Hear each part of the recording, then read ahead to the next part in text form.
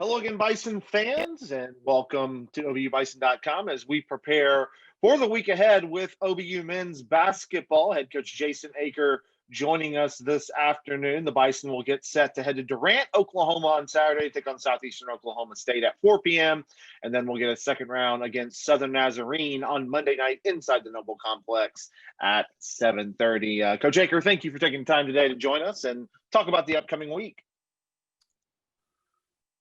Well, it's an odd week. Thursday's game is canceled, so we go Saturday, Monday, Thursday, Saturday. So we had an opportunity after Southwestern's game to hit a pause, a normal year pause, not a COVID pause, and take a couple days off. Our guys really needed it after playing those 6 games and 10, 11, 12 days, whatever the case may be. But it's another day to get better, another few games to look forward to, as like any games in the GAC.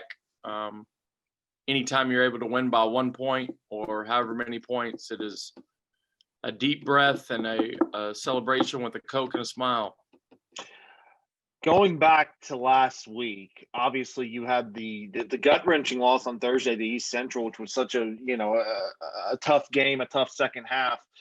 Tell me about this team coming back, taking on whether you want to call them a surprise or not, a great Southwestern Oklahoma State team on their floor, and being able to come away with just a really remarkable win. Talk about that team effort to walk out of Weatherford with a huge W.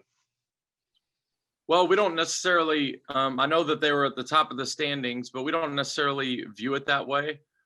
We haven't approached any of the games, I guess you could say, playing maybe a Southern Nazarene the last couple years, with them being such a dominant force in our league. But pretty much all the games in the GAC, we pay attention to it. We're diligent with it, but we don't do it. With this team's 3-0, this team's 1-3.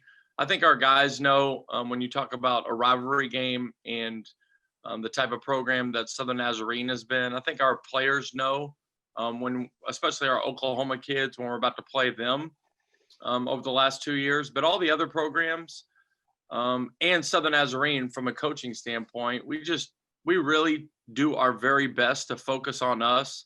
There were some things that were very noticeable to not only me, but our players, that we needed to clean up immediately before the Southwestern game. We got some of them cleaned up. We did not play particularly well, but the thing that our staff was the most proud about was our buy-in was better.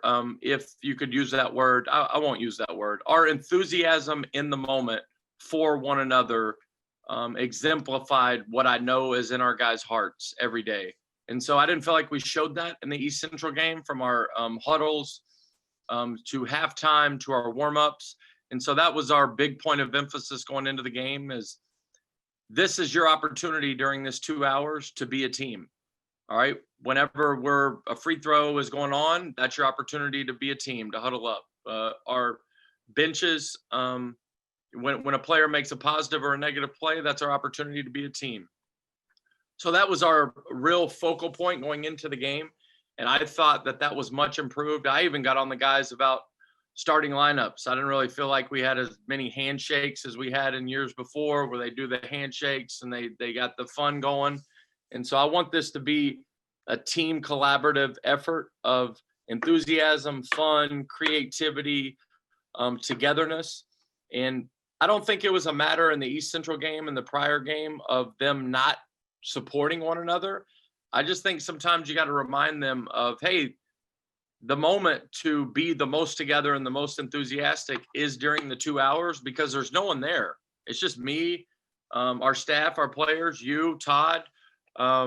That's all, the only people there. So let's relish the moment of being together at a higher level. And so there's plenty of basketball things. I mean, I remember just glancing over at you and Todd a few times of moments that, there's so many plays that we left out there for that game, but I think Southwestern could say the same thing. As we kind of take a look at some of the players in this team, I want to mention one specific player who's coming up on a pretty major milestone and a pretty impressive milestone that's been a part of the program for 4 years and has been a part of your life for 3 years, and that's Harrison Stoddard. Comes off a 27-point game, was unbelievable in the SWASU game, and now he's 5 points away becoming the 49th player in OBU history to eclipse 1,000 career points. Wow. You know, I'm sure Harrison would say, you know, cool honor, but, you know, focus on other things. But, you know, from a coaching perspective, just how special is that to you to see one of your players accomplish such an awesome career milestone with such a historic program? Well, I didn't know that he was that close. I knew that at some point this season that him and Brantley were going to eclipse 1,000, and Jaquan has already done that. Any accomplishment that Harrison has as far as statistically, I take a lot of pride in it, not having anything to do with it, other than I sub him in and keep him in the game quite a bit because he's earned that and because that's what our team needs. But anytime he's just out there and he's doing well, I can get real emotional real quick because I love that young man. I love his family. I love to see him do well. He's the first one when he's not doing well to be too hard on himself or to cheer on his teammates. And so he's everything that you could ever ask for as a coach, as a teammate. He is a heck of a basketball player. When his career is all said and done, between the blocks and the points and the wins and the accomplishments, team and individual, that'll be a lot of stuff. I think people look back and, you know, if they don't catch themselves right now, be like, you know, I didn't realize that he was really getting all that done. And so every day is a new opportunity to be with him. We didn't get to be with him for maybe up to 5 weeks. First semester, he was at his house with a quarantine and then COVID. And so that even, you know, between the summer and that 5-week quarantine, man, you feel his presence not being around. And so I think that's the sign of a great player, of an impact guy, is when they're not around. Does the team and the staff, do you really feel someone's absence? And there's a gaping hole in our team when he's not roaring, ready to go and available and in and around. And so that's awesome. I hope he gets it in the first 2 possessions on Saturday. I hope he hits a 3 and then gets an and one. But if he gets it or he doesn't get it next game, he'll eventually get to 1,000. And I couldn't be any more proud of him accomplishing anything.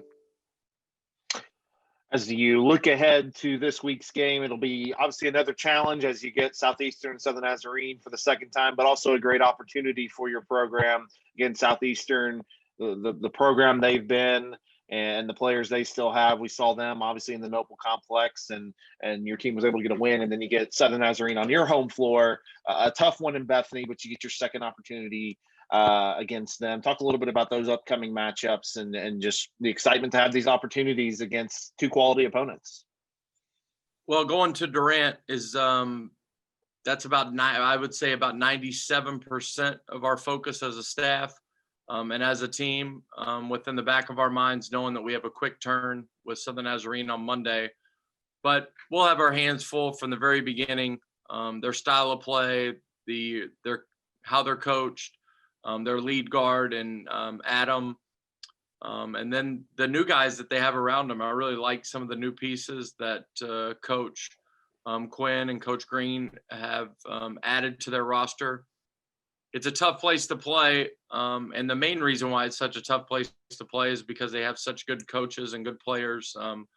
They'll come into the game roaring, ready to go, having played on Thursday. I think that's an advantage for them, having been in just a regular GAC week rhythm. Our rhythm will get disrupted this week with having to not get to play that game Thursday because of Northwestern's COVID situation. So we're just going to try to hang in there, possession by possession, media by media, try to get to half and get to the second half with an opportunity to win. They got off to such an amazing start down there last year. I mean, it was just like a 3-point barrage. We went on a run, and I think we got it somewhat close in the second half, but we were running uphill all night. And so it'll be another one of those days where if you could somehow find a way to win by 1 point, it would feel like the best win that you've ever had as a coach or a player.